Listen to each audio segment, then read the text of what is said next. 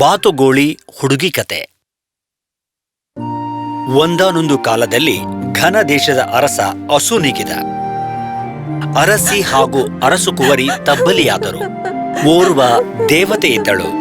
ಆಕೆ ಅರಸು ಕುವರಿಯನ್ನು ತುಂಬಾ ಪ್ರೀತಿಸುತ್ತಿದ್ದಳು. ಅರಸಿಗೂ ನೆರವಾಗುತ್ತಿದ್ದಳು. ಆಕೆಯ ಆರೈಕೆ ಮಾಡುವಲ್ಲಿ ಆಕೆ ದೊಡ್ಡವಳಾದಳು. ಅರಸು ಕುವರಿ ಅರಸು ಕುವರನೊಂದಿಗೆ ಮದುವೆ ನಿರ್ಣಯಿಸಿದರು. ಒಳ್ಳೆಯ ಜೀವನ ಜೀವಿಸುತ್ತಿದ್ದನು.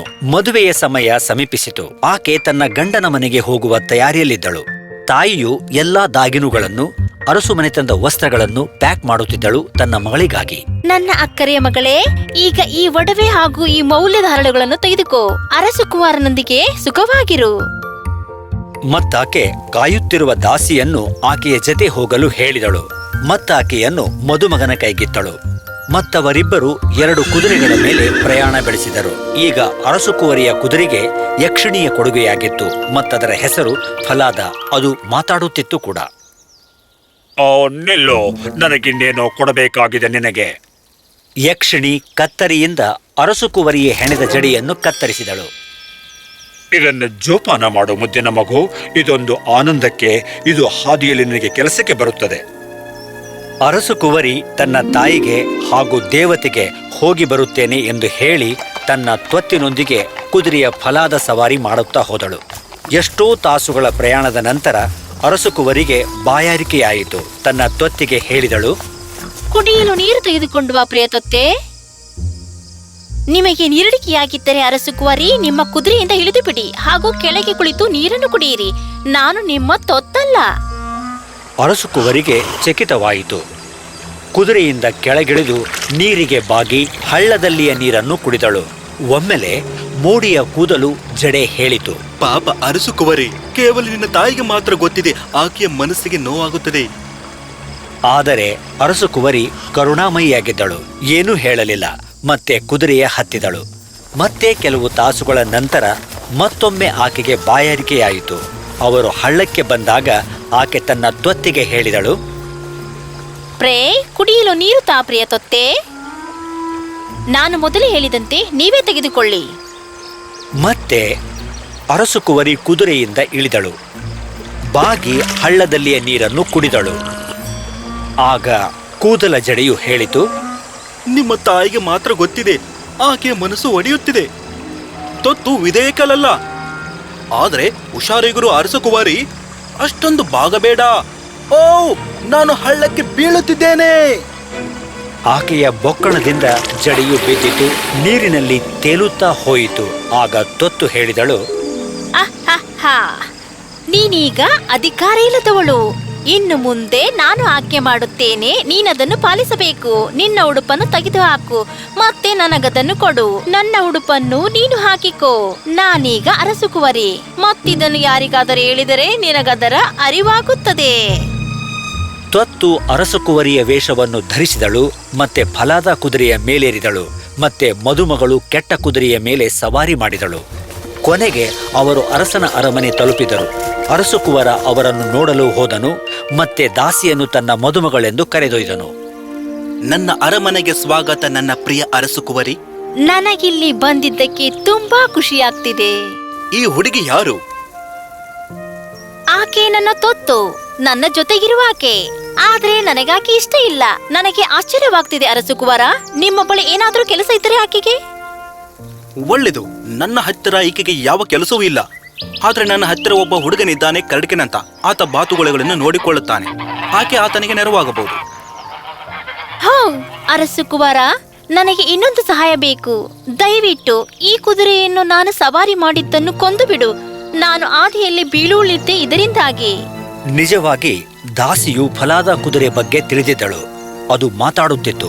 ಮತ್ತದು ಆಕೆ ನಿಜವಾದ ಅರಸು ಕುವರಿಯೊಂದಿಗೆ ಹೇಗೆ ನಡೆದುಕೊಂಡಿದ್ದಳು ಅನ್ನೋದನ್ನ ಹೇಳಬಹುದಿತ್ತು. ಆಕೆ ತನ್ನ ಮಾತನ್ನು ನಡೆಸಿಕೊಂಡಳು. ಫಲಾದ ಕೊಲ್ಲಲ್ಪಟ್ಟಿತು. ಇದು ನಿಜವಾದ ಅರಸು ಕುವರಿಗೆ ಗೊತ್ತಾದಾಗ ಆಕೆ ಅತ್ತಳು.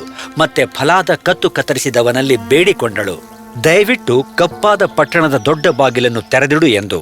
ಪ್ರತಿದಿನ ಮುಂಜಾನೆ ಸಂಜೆ ಆಕೆ ಅಲ್ಲಿಂದ ಹೋಗುವಾಗ ನೋಡುವುದಕ್ಕೆ. ನಿನ್ನ ಇಚ್ಛೆ ಅಂತಾಗಲಿ. ಕಟುಕ ಕಪ್ಪಾದ ಬಾಗಿಲು ಕೆಳಗೆ ಕುದುರೆಯ ಕತ್ತು ಕಡಿದನು. ಮರುದಿನ ನಸುಕಿನಲ್ಲಿ ಆಕೆ ಹಾಗೂ ಕರಡ್ಕೇನ್ ಬಾಗಿಲಿನಿಂದ ಹೋಗುವಾಗ ಆಕೆ ದುಃಖದಿಂದ ಹೇಳಿದಳು, ಫಲಾದ ಫಲಾದ ಅಲ್ಲಿ ಗಲ್ಲಿಗೇರಿಸಿದ್ದು. ಮದುಮಗಳೇ ಅಲ್ಲಿ ಗಲ್ಲಿಗೇರಿಸಿದ್ದು. ಅಯ್ಯೋ ಅಯ್ಯೋ, ತಾಯಿಯವರಿಗೆ ಗೊತ್ತಾದರೆ ದುಃಖದಿಂದ ಆಕೆ ಮರುಗುತ್ತಿದ್ದಳು. ಮತ್ತವರು ಪಟ್ಟಣದಿಂದ ಹೊರಗೆ ಬಾತುಗೋಳಿಗಳನ್ನು ಹೊಡೆದುಕೊಂಡು ಹೋದರು. ಹುಲ್ಲುಗಾವಲಿಗೆ ಅವರು ಬಂದರು. ಅದರ ತಟದಲ್ಲಿ ಕುಳಿತಳು. ತನ್ನ ತಲೆಗೂದಲಿನ ಜಡೆಯನ್ನು ಇಳಿಬಿಟ್ಟಳು. ಅವೆಲ್ಲವೂ ಅಪ್ಪಟ ಬೆಳ್ಳಿಯವು. ಕರಡ್ಕೇನ್ ಅವನ್ನು ನೋಡಿದನು. ಬಿಸಿಲಲ್ಲಿ ಹೊಳೆಯುತ್ತಿದ್ದವು. ಅವನು ಓಡಿ ಬಂದ, ಕೆಲವೊಂದನ್ನು ಜಡೆಯೆಂದು ಕಿತ್ತಿಕೊಂಡ. ಆದರೆ ಆಕೆ ಅತ್ತಳು, ಬೀಸು ಗಾಳಿ ಬೀಸು, ಕಡಕ್ಕಿನ ಟೊಪ್ಪಿಗೆ ಹೋಗಲಿ. ಬೀಸು ಗಾಳಿ ಬೀಸು, ಅವನು ಅದರ ಬೆನ್ನು ಹತ್ತಲಿ. ಹೋ ಬೆಟ್ಟಗಳೇ, ಕಣಿವೆಗಳೇ, ಬಂಡೆಗಳೇ, ಸುಳಿಗಾಳಿಯಿಂದಾಚೆ ಬೆಳ್ಳಿ ಜಡೆಗಳ ತನಕ ಎಲ್ಲವೂ ಪಾಚಲಿ. ಆಗಲ್ಲಿ ಗಾಳಿ ಬೀಸಿತು. ಎಷ್ಟೊಂದು ಬಲವಾಗಿತ್ತೆಂದರೆ ಕರಡ್ಕೇನ ಟೊಪ್ಪಿಗೆ ಹಾರಿ ಹೋಯಿತು. ಬೆಟ್ಟಗಳ ಮೇಲೆ ಹಾರಿ ಹೋಯಿತು. ಆತನನ್ನು ಮರಳಿ ಹೋಗಲು ಒತ್ತಾಯಿಸಿತು, ಅದರ ಬೆನ್ನು ಹತ್ತಲು. ಆತ ಮರಳಿ ಬರುವಷ್ಟರಲ್ಲಿ ಆಕೆ ಬಾಚಿಕೊಳ್ಳುವುದನ್ನು, ಗುಂಗುರು ಮಾಡಿಕೊಳ್ಳುವುದನ್ನು ಮುಗಿಸಿದ್ದಳು. ಮತ್ತದನ್ನು ಸುರಕ್ಷಿತವಾಗಿಟ್ಟುಕೊಂಡಿದ್ದಳು. ಆಗಾತ ತುಂಬಾ ಹಸಿದಿದ್ದನು, ಸಿಡಿಮಿಡಿಗೊಂಡಿದ್ದನು. ಆಕೆಯ ಜೊತೆಗೆ ಮಾತನಾಡಲಿಲ್ಲ. ಅವರು ಕತ್ತಲಾಗುವವರೆಗೆ ಬಾತುಗೋಳಿ ನೋಡಿಕೊಂಡರು. ನಂತರ ಮನೆ ಕಡೆಗೆ ಹೊಡೆದುಕೊಂಡು ಹೋದರು. ಒಂದೇ ಸಂಗತಿ ಮರುಕಳಿಸುತ್ತಿತ್ತು 2 ದಿನ. ಆಗ ಒಂದು ಸಂಜೆ ಕರಡ್ಕೇನ್ ಅರಸನ ಬಳಿಗೆ ದೂರು ಸಲ್ಲಿಸಲು ಹೋದನು. ನನಗೆ ಆ ಆಗುಂತಕ ಹುಡುಗಿ ಬಾತುಗೋಳಿಗಳನ್ನು ಕಾಯುವುದಕ್ಕೆ ನೆರವಾಗುವುದು ಇನ್ನು ಮುಂದೆ ಬೇಕಾಗಿಲ್ಲ. ಏನಾದರೂ ಒಳ್ಳೆಯದು ಮಾಡುವುದಕ್ಕೆ ಬಿಟ್ಟು ಇಡೀ ದಿನ ನನಗೆ ಯಾಸಿ ಮಾತಾಡುತ್ತಿರ್ತಾಳೆ. ಕರಡ್ಕೇನ್, ನನಗೆ ಗೊತ್ತು ನೀನು ಪೂರ್ಣ ವೃತ್ತಾಂತ ಹೇಳ್ತಾ ಇಲ್ಲ. ಹೇಳು, ಏನಾಯ್ತು ಅಂತ. ಆಗ ಅರಸು ಆತನಿಗೆ ಪೂರ್ಣ ಕಥೆಯನ್ನು ಹೇಳುವಂತೆ ಕೇಳಿದ. ಮತ್ತೆ ಕರಡ್ಕೇನ್ ಏನಾಯಿತು ಅಂತ ಎಲ್ಲ ವೃತ್ತಾಂತವನ್ನು ಅರಸನಿಗೆ ಹೇಳುತ್ತಾನೆ. ನೀನು ನಿನ್ನ ಕೆಲಸ ಮಾಡುತ್ತಿರಬೇಕು, ನಾನು ಅದರ ಬಗ್ಗೆ ನೋಡಿಕೊಳ್ಳುತ್ತೇನೆ. ಬೆಳಗಾಯಿತು. ಅರಸ ಕಪ್ಪು ಬಾಗಿಲ ಹಿಂದೆ ಅಡಗಿಕೊಂಡನು. ಮತ್ತೆ ಹೇಗೆ ಅರಸುಕುವರಿ ಫಲಾದಾಗೆ ಹೇಳಿದಳು, ಮತ್ತೆ ಹೇಗೆ ಫಲಾದ ಉತ್ತರಿಸಿತು. ಮತ್ತೆ ಆತ ಹುಲ್ಲುಗಾವಲಿಗೆ ಹೋದ. ಪೊದೆಯ ಹಿಂದೆ ಹುಲ್ಲುಗಾವಲಲ್ಲಿ ಅಡಗಿ ಕುಳಿತ. ಮತ್ತೆ ಬೇಗನೆ ಆತ ತನ್ನ ಸ್ವಂತ ಕಣ್ಣುಗಳಿಂದ ನೋಡಿದ. ಆಕೆ ತನ್ನ ಕೂದಲನ್ನು ಬಿಚ್ಚಿದಳು. ಅವು ಬಿಸಿಲಲ್ಲಿ ಹೊಳೆಯ ಹತ್ತಿದವು. ಆಕೆ ಹೇಳುವುದನ್ನು ಕೇಳಿಸಿಕೊಂಡ. ಬೀಸು ಗಾಳಿ ಬೀಸು, ಕರಡಿಕ್ಕನ ಟೊಪ್ಪಿಗೆ ಹಾರಿ ಹೋಗಲಿ. ಬೀಸು ಗಾಳಿ ಬೀಸು, ಅದರ ಹಿಂದೆ ಆತನು ಹೋಗಲಿ. ಗುಡ್ಡಗಳ ಮೇಲೆ, ಕಣಿವೆಯಲ್ಲಿ, ಬಂಡೆಯ ಮೇಲೆ ದೂರವಯಲಿ. ಸುಂಟರ ಗಾಳಿ ಬೆಳ್ಳಿಯ ಜಡೆಯ ತನಕ ಎಲ್ಲ ಬಾಚಿಕೊಳ್ಳಲಿ, ಗುಂಗುರಾಗಲಿ. ಮತ್ತೆ ತಕ್ಷಣ ಬಂದಿತು ಸುಂಟರ ಗಾಳಿ. ಮತ್ತೆ ಕರಡ್ಕೇನ್ ಟೋಪಿಯನ್ನು ಎಳೆದೊಯ್ಯಿತು. ಆತ ಅದರ ಹಿಂದೆ ಓಡಿದನು. ಆ ಹುಡುಗಿ ತಲೆಗೂದಲನ್ನು ಬಾಚಿದಳು, ಗುಂಗುರು ಮಾಡಿಕೊಂಡಳು. ಇದೆಲ್ಲವನ್ನು ಅರಸ ಕಂಡನು. ಮತ್ತಾತ ಕಾಣದಂತೆ ತಿರುಗಿ ಮನೆಗೆ ಹೋದ. ಮತ್ತೆ ಸಣ್ಣ ಬಾತುಗೋಳಿ ಹುಡುಗಿ ಮರಳಿ ಬಂದಳು ಸಂಜೆಗೆ. ಅರಸ ಅವಳನ್ನು ಬದಿಗೆ ಕರೆದನು. ಮತ್ತೆ ಇದನ್ನೆಲ್ಲ ಯಾಕೆ ಮಾಡಿದೆ ಎಂದು ಕೇಳಿದ. ಆಕೆ ಒಮ್ಮೆಲೆ ಅಳಲು ಪ್ರಾರಂಭಿಸಿದಳು. ನಾನಿದನ್ನು ನಿಮಗೆ ಇಲ್ಲಿ ಇನ್ಯಾರಿಗೂ ಹೇಳಲಾರೆ, ನನ್ನ ಜೀವ ಹೋಗುತ್ತದೆ.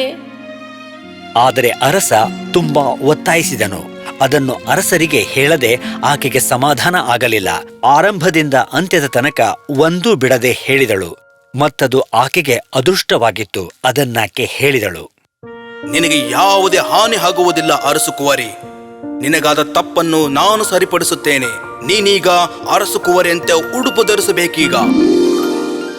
ಆಕೆ ಉಡುಪು ಧರಿಸಿದಳು. ಆಕೆಯನ್ನು ಆಶ್ಚರ್ಯದಿಂದ ನೋಡಿದ. ಅಷ್ಟೊಂದು ಚೆಂದಾಗಿದ್ದಳು.